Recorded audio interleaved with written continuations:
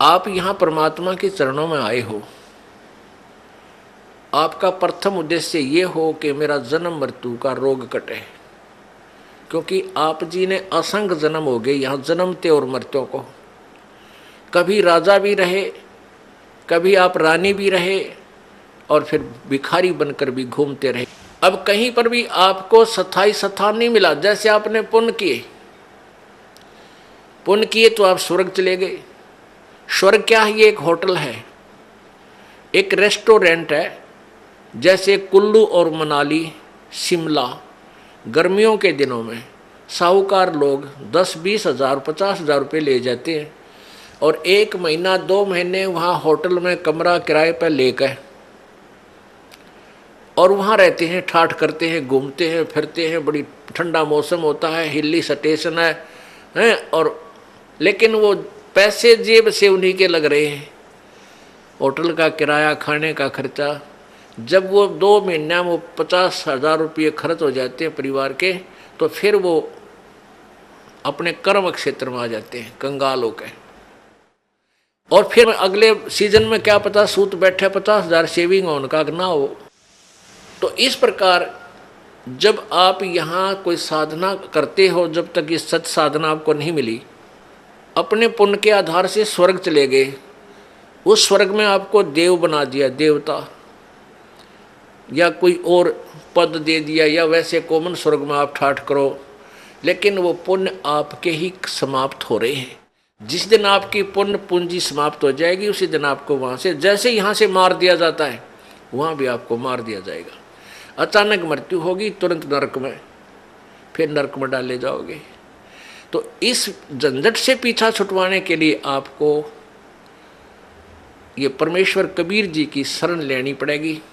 और इन नकली कबीर पंथियों संतों से भी आपका काम नहीं चलेगा, क्योंकि उनके पास यथार्थ भक्ति विधि नहीं है, परमात्मा का यथार्थ ज्ञान नहीं है। तो पूर्ण संत से, और जिसके पास वो मोक्ष जड़ी हो, वो मंत्र है सतनाम और सारनाम, वही आपको इस जन्म और मृत्यु के झंझट से छुटा सकता है।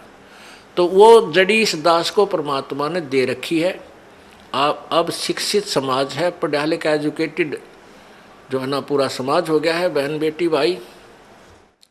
अब आप इस तत्व ज्ञान को जो दास आपको बताता है, जो परमेश्वर ने इस दास को बताया है, सदग्रंथों में विद्यमान है, इसकी तुलना करो आपके गुरुजियों के ज्ञान से, और फिर देखो वो अधूरे हैं या पूरे। टोटली इनकम्प्लीट पाओगे आपको, सारे नकली कति टोटली पूरे पृथ्वी पे। आप इस बात को अभिमान मत समझना, इसको तत्व ज्ञान समझना, ये सच्चाई समझना। अभिमान नहीं करता ये दास, क्योंकि अभिमान तो वो इंसान करे जिसका कुछ अपना कोई योगदान हो। ये तो परमेश्वर कबीर जी का दिया हुआ ज्ञान है, दास को उन्होंने बुद्धि दे दी और आपको बता रहा हूँ समझा के, इतना ही मेरा योगदान है। तो किसी के पास भी पृथ्वी पे आज मोक्ष मार्ग नहीं है, वो केवल इस दास के पास है। और आप भी इसको ग्रहण करो, और अपने जो भी आपका साथी है, बहन भाई है, मित्र है, रिश्तेदार है, उनको भी समझाओ और ये नाम उनको दिलाओ, कल्याण करवाओ। बोलो सतगुरुदेव। परमपिता परमात्मा, सारी सृष्टि के रचनहार, कुल मालिक कबीर परमेश्वर, कबीर देव, कबीर साहब अपनी प्यारी आत्माओं को काल के जाल को समझाने के लिए आप ही इस पृथ्वी लोक पर आते हैं। जब वो यहाँ आते हैं, अपने तत्व ज्ञान को प्रचार करते हैं, उसमें हम परमात्मा को पहचान नहीं पाते, क्योंकि इस काल भगवान ने, ब्रह्म ने पूरे मानव समाज में अज्ञान भर रखा होता है। उस अज्ञान आधार से अज्ञानी ऋषियों, संतों और गुरुओं ने परमात्मा को निराकार बता रखा होता है। उस सिद्धांत के आधार से हम परमात्मा को निराकार मानते रहते हैं, और जब परमेश्वर इस धरातल पर आते हैं, हम उसको पहचान नहीं पाते।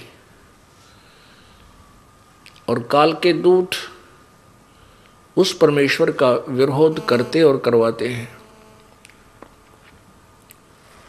क्योंकि परमात्मा जब आते हैं